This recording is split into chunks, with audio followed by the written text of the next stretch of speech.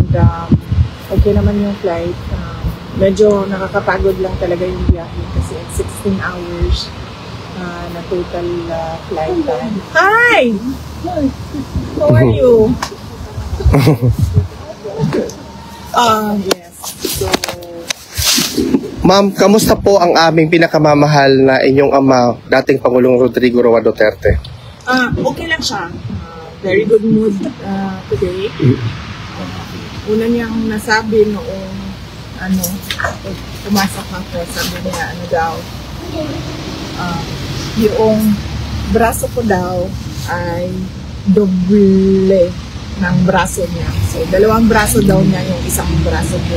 Ma'am, pakilinaw po yung sinabi ni Ma'am Elizabeth na si Tatay. Kasi ma'am, marami talagang nabahala mga kababayan natin na si Tatay Digong daw ay skin and bones. Ano po yung konsepto noon, ma'am?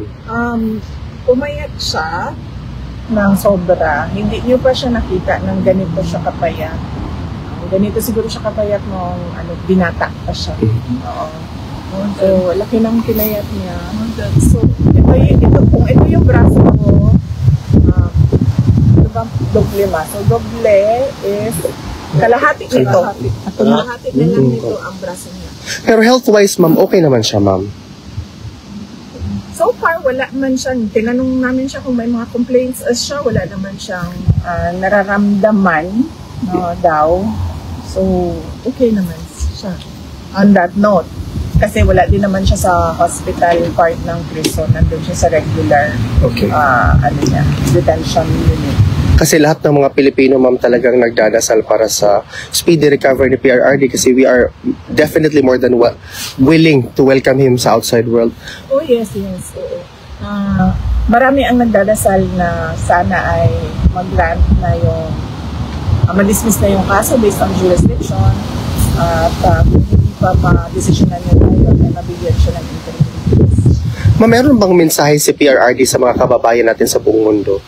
Sinabi niya na I did what I had to do for my country and then I have no regrets sa mga ginawa. Ma'am, nasabihan niyo ba siya na hindi talaga titigil yung mga Pilipino sa pagsuporta sa kanya sa pagpapakita ng ICC?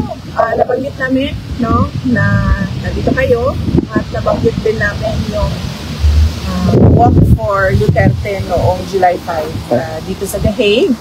Na-mention din namin yung run for Duterte sa Davao City at sa Cebu noong July 6. So, alam niya. At saka yung upcoming July 19, ma'am, na-mention niyo din. Ay, hindi pa. Tomorrow, babanggitin ko sa kanya yung July 19 at nabanggit ko din sa kanya na merong nagbigay ng merong nagbigay ng perpetual mass sa kanya. So, araw-araw merong nagdadasal para sa kanya. Okay. Ma'am, meron po kayong message sa lahat ng mga kababayan natin sumusuporta po? Unang-una, syempre, ang mensahe ng pagpapasalamat sa lagi. Ulit-ulit yung pagpapasalamat namin sa ating mga kababayan sa buong mundo sa pagpapakita nila ng suporta at pagmamahal kay dating Pangulong Rodrigo Duterte. At naiintindihan namin yung pag-aalala nila dahil yun din yung pag-aalala namin dahil sa kanyang edad, dahil sa kanyang health, at naiintindihan din namin yung frustration nila sa kaso na ito dahil wala naman talagang basihan yung kaso. Kaya sana ay ma-dismiss na siya doon sa petition sa jurisdiction. Ma'am, on another note, ano po yung opinion nyo sa sinabi ni Senator Subirin na yung impeachment complaint against you is a witch hunt pala? Sorry, witch hunt. Dili siya witchcraft, ma'am.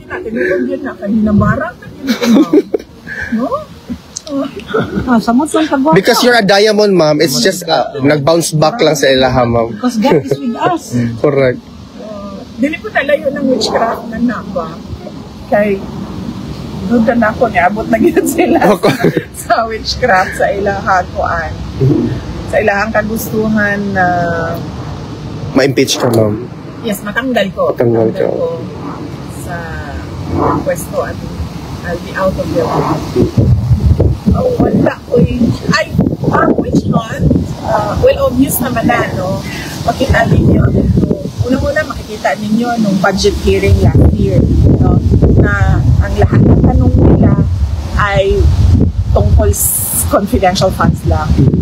Meron lang silang inutusan na magtanong konti about sa budget proposal ng OVP na wala namang confidential funds, pero lahat ng tanong nakikita nyo, nagbabasa sila ng script at lahat yon confidential funds. Dahil doon nila kinukuha yung information nila na pang-atake at ngayon nalaman natin, doon din pala nila kukunin yung information nila para sa impeachment. At kung maalala ninyo, ang presiding member ng House noon ay si Congresswoman Stella Kimbo at sinabi niya talaga on record na let's stick to our plan. Sunod doon, kung makikita ninyo ay yung pagkuha nila sa confidential records, no, sa Commission on Audit.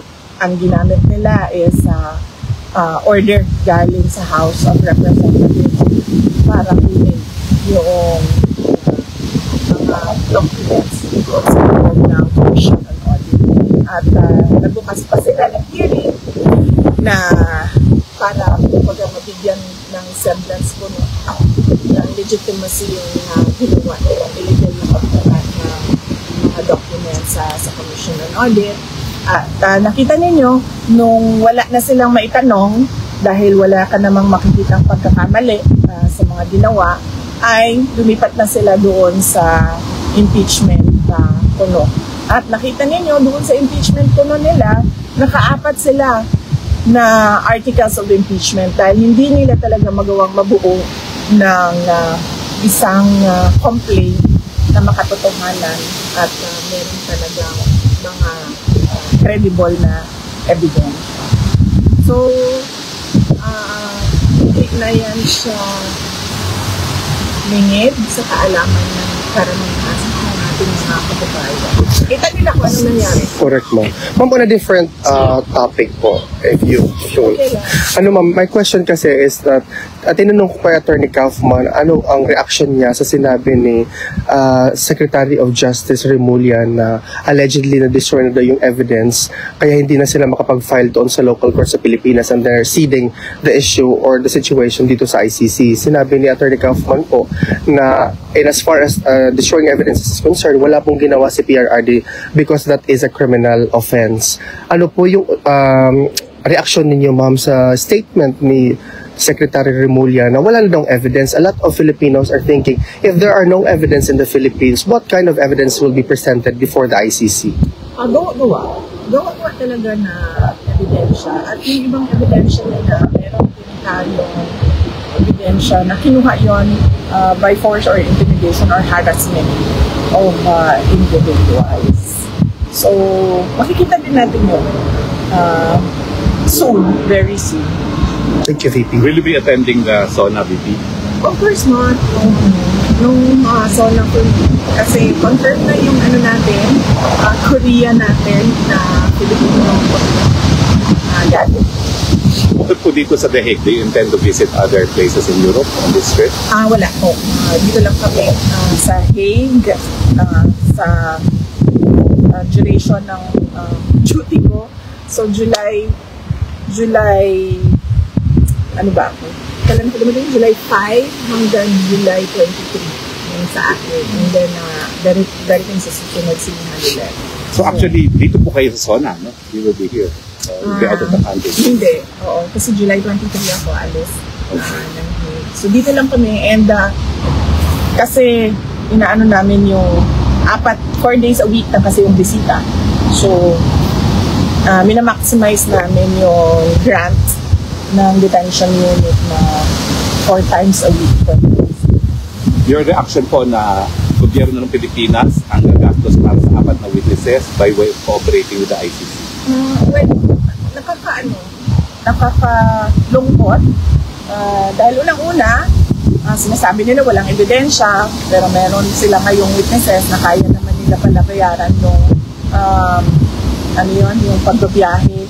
pero nakakalungkot kasi sobrang bagal ng galaw nila para sa ating mga kababayan na naiipit sa kaguluhan sa Iran at sa Israel. Okay. Kaya nakikita natin at nakikita ng taong bayan nasaan ba talaga yung priorities Yes. ng administration na ito. Apparently puro politika lang yung paninira sa politika lang yung kanilang prioridad at hindi yung mga mamamayan. Ma'am, on a different, parang susundan ko yung question, ma'am, by the way. Sinabi po ni President President Marcos na i-stop na daw po natin yung pagpamumulitika at it's now time for us to work. Siguro tumingin siya sa salamin, no? Pag sinasabi niya yung stop na ang pamumulitika kasi sila yung namumulitika. Ang ginagawa lang namin lahat ay sumasagot kami, di ba? Attorney Harry Roque, ikaw isang biktima ka din. Dahil you are known to be an ally and a very close lawyer of President Duterte. So, wala naman kami ginagawang atake. Ang sa amin lahat ay sagot at depensa. So, silang tumigil at sila yung nasa administrasyon, sila yung tumigil at sila yung tumutok sa kung ano yung dapat na ibigay para sa taong bayan. Yung special affirmative defenses po sa impeachment, no, yung hindi pwede mag-carry over at saka barred na impeachment complaint. How confident are you that the Senate will solve that first before hearing the individual articles of impeachment? Paniwala ko naman, madami sa kanila ang abogado doon and syempre yung iba ay supported by lawyers as well. Unahin muna nila yun pag-desisyon doon sa question na related to court complaints is yung crossover ng trial from the 19th to the 20th. Yung notice of disallowance po sa fourth quarter ng confidential fund na pending appeal, wala pa pong resolution ng appeal. Wala pa kami na i-check ko sa Office of the Vice President. Thank you, ma'am. Okay. I know you answered it already, but Tatay Digo, how is he? So si PRD, kanina ipa-expound kung ano yung skin and bones. Payat siya at sobrang payat niya na hindi niyo pa siya nakita na ganito kapayat. Siguro nakita ko siyang ganito kapayat nung binata pa siya and sa photo nung binata pa siya. Yung kanyang braso ay kalahati lang ng braso ko. So ganyan siya kapayat. But para sa akin lang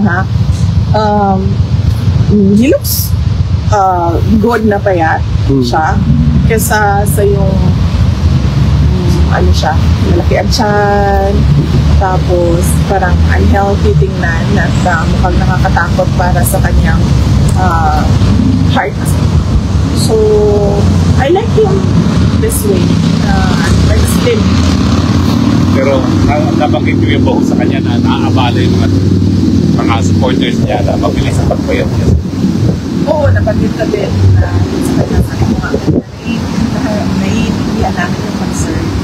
Because ang is yung pagpayat niya ay hindi naman niya kagustuhan dahil talaga yon sa appetite, loss of appetite niya, no.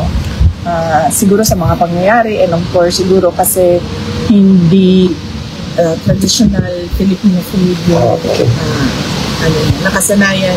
Yung mga pagkain Pilipino na nakasanayan niya, hindi yung meron dito para sa kanila. At one more last question po, Lisa. Nabalitaan niyo po ba yung unity walk namin yung July 5? Yes, oo. Nakita ko din yung videos. Nabanggit ko din. 7 kilometers. Pumayat ako.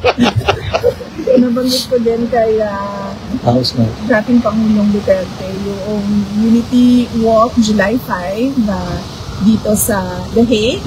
At nabanggit ko din yung Run for Duterte, yung fun run sa Davao City at sa Cebu noong July 6. And alam din po niya sa 19. Sa 19, bukas po, napag-meeting na sa kanya. Nagpuntan ko kanina kasi nag-updating lang ako kung anong mga nangyari So, mag-update ako kung ano yung mga future na mangyayari bukas. Thank you, VP. Thank you, ma'am. Mabuhay po kayo, ma'am. Ma'am, mas maaga ang bisita nyo ngayon, ha? Mas maaga kayo nakalabas. Tomorrow 2. 2. Okay. So, matatapos siya ng mga 3. Pag Monday, ano siya? 1 to 3. 1:30 to 3. Okay. Ma'am, pwede po